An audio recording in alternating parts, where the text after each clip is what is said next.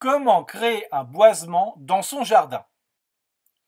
Le Moyen Âge n'est pas seulement l'époque des chevaliers, des seigneurs, des rois ou des reines, c'est aussi celui de la forêt.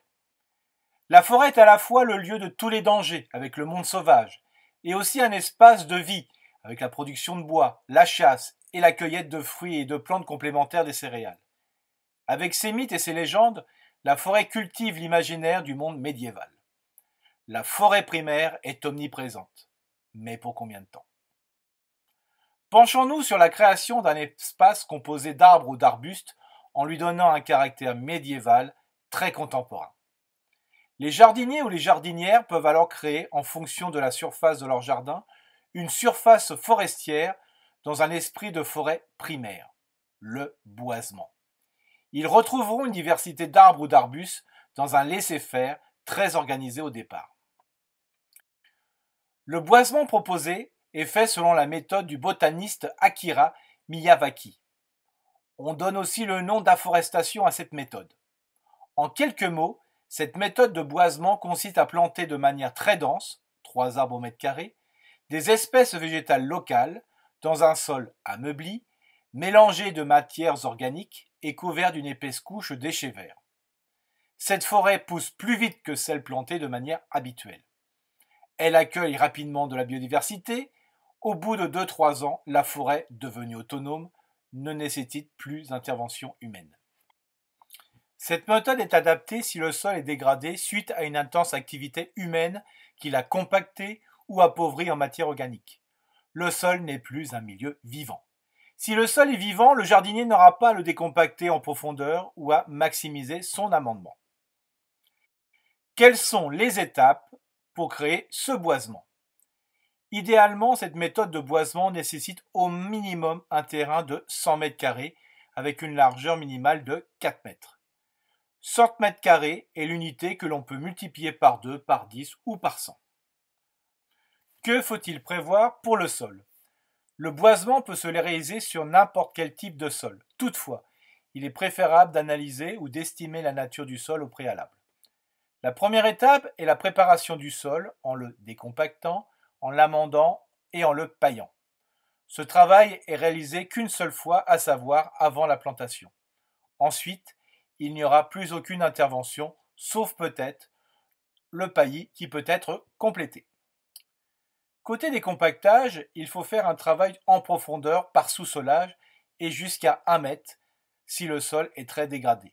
Toutefois, lorsque le sol a une texture équilibrée, il ne nécessite pas ou peu d'intervention mécanique. Détruire un sol fertile en appliquant à la lettre les étapes serait contre-productif. Côté amendement, il faut apporter de la matière organique de différents types et sous différentes formes. Pour faciliter la pénétration des racines des jeunes végétaux, le jardinier apporte de la matière organique à la consistance sèche et spongieuse, comme la balle de blé, d'orge ou de maïs. Il faut apporter à peu près 5 kg par mètre carré. Pour accroître la capacité du sol à retenir l'eau et la teneur du sol en nutriments et pour conserver l'humidité, le jardinier apporte du compost issu du recyclage de la matière organique végétale ou de fumier de vache à hauteur de 10 kg par mètre carré. Si le sol est de qualité, les amendements ne sont pas nécessaires. C'est le cas pour une prairie, un terrain agricole non dégradé par exemple. Côté paillage, il est préférable de choisir un déchet organique local, comme la paille, ou des déchets verts, par exemple des feuilles mortes ou du broyat. Le paillage doit être effectué tout de suite après la plantation pour ne pas laisser un sol exposé aux rayons du soleil. Il faut compter 2 kg de paillage par mètre carré. À savoir, une botte de paille de 15 kg sera nécessaire pour 6 mètres carrés. Ce qui est important est que le paillage est obligatoire quelle que soit la qualité du sol. Quelles espèces forestières choisir? La sélection des espèces d'arbres à planter est primordiale pour réussir la plantation, ce qui nécessite recherche et observation. L'idéal est de choisir des espèces naturellement présentes aux alentours du futur boisement ou qui étaient présentes avant l'intense activité humaine. Le jardinier choisit des plantes ligneuses des différentes strates, la strate arborescente et la strate arbustive. La strate herbacée est absente en raison du paillage. Pour la strate arbustive, on aura des arbrisseaux, ce sont des plantes ligneuses qui vont de 50 cm à 4 mètres. On aura aussi des arbustes qui vont de 4 mètres à 7 mètres de hauteur. Dans la strate arborescente, on trouvera les grands arbres, des arbres qui vont de jusqu'à 15 mètres, et les très grands arbres qui vont bien au-delà des 15 mètres. Pour 100 mètres carrés, et en sachant qu'il faut 3 arbres par mètre carré, il faut compter 300 arbres, à savoir 30 arbrisseaux, 85 arbustes, 135 grands arbres et 50 très grands arbres. Les plants à planter doivent avoir une hauteur entre 60 et 80 cm et avoir une qualité supérieure, d'où l'intérêt de se rapprocher de pépiniéristes spécialisés. Que faire sur le terrain? Les plantations forestières doivent être réalisées en automne, hors période de gel. Avant la plantation, les différentes matières organiques de l'amendement sont mélangées minutieusement. Comme la terre décompactée complétée des différentes matières organiques va occuper plus d'espace, le jardinier va faire des grosses buttes. L'idéal est d'avoir des buttes de 100 m². Bien entendu, en l'absence de travail du sol et d'apport de matière organique, la création de buttes n'est pas nécessaire. Pour réaliser le plan, une approche aléatoire est privilégiée afin de reproduire la nature. Le brassage des essences et leur disposition aléatoire doivent favoriser des synergies entre les espèces en même temps que leur compétition. Cette synergie se met en place par le biais de micro-organismes, de champignons et de bactéries interagissant avec les racines des plants. Cette forme de coopération favorise l'échange de nutriments entre les protagonistes et assure aux végétaux une croissance plus rapide. Le jardinier doit conserver une distance de 60 cm entre les plants en comptant 3 arbres par mètre carré. Comme le sol est meuble grâce au travail en profondeur et à l'apport de matière organique, la plantation est facile. En l'absence de travail du sol et d'apport, la plantation se fait à la bêche. Les jeunes plants doivent être tutorés afin de maintenir droite leur tige principale. Ils sont aussi protégés du gibier. Un terrain de petite surface peut être clôturé. Une fois la plantation réalisée, les arbres doivent être suffisamment arrosés. Que faire une fois la plantation réalisée? Il est important de venir l'observer tous les mois pour en évaluer les résultats. Le jardinier arrose régulièrement les plants en cas de sécheresse pour assurer leur survie et la bonne santé de la plantation. Durant les 3 premières années, le jardinier limite la prolifération des plantes sauvages ou pionnières, comme les ronces, qui entreraient en concurrence avec les arbres plantés. Bien entendu, il n'utilise aucun produit chimique, même en présence de nuisibles. Il n'utilise aucun engrais de synthèse ou organique. Par contre, le jardinier peut compléter le paillage les 2 premières années. De plus, le jardinier ne procède jamais à des tailles ou à des élagages de branches. Les coupes ont pour effet d'affaiblir la forêt. Aucune replantation ou intervention n'est nécessaire à ce stade. Une faible mortalité doit être acceptée.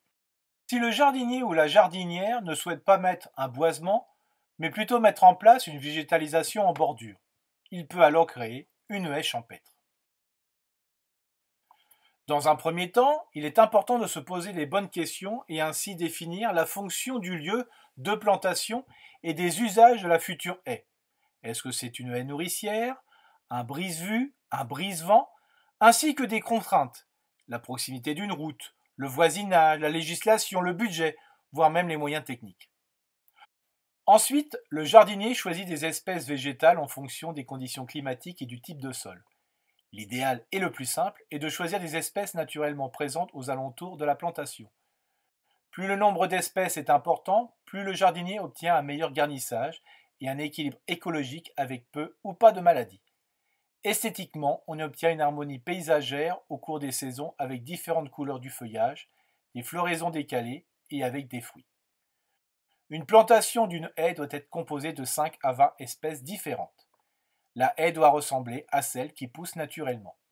Il faut veiller à mélanger des essences de taille variée, à savoir 50% d'arbrisseaux, plantes ligneuses de moins de 4 mètres, 40% d'arbustes, plantes ligneuses de 4 à 7 mètres, et 10% d'arbres, des plantes ligneuses de plus de 7 mètres. La plantation d'une haie est prévue sur 2 lignes et en quinconce. L'espacement entre les plants est de 1 mètre en moyenne sur et entre les lignes. Pour obtenir une haie à l'aspect naturel, la répartition des espèces ne doit pas être régulière et répétitive. La répartition est faite au hasard, mais en respectant sur 10 mètres 5 arbrisseaux, 4 arbustes et un arbre. La plantation se fait idéalement à l'automne en respectant le plan.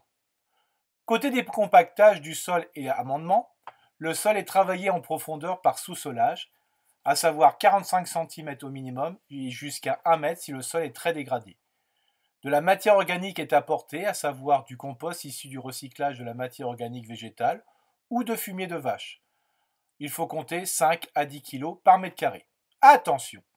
Lorsque le sol a une texture équilibrée, il ne nécessite pas ou peu d'intervention mécanique. Un amendement naturel est nécessaire pour l'enrichir et développer les micro- et les macro-organismes du sol. Comme pour le boisement, détruire un sol fertile en appliquant à la lettre les étapes serait contre-productif. Côté paillage, il est préférable de choisir un déchet organique local, comme la paille ou des déchets verts, par exemple des feuilles mortes ou du broyat.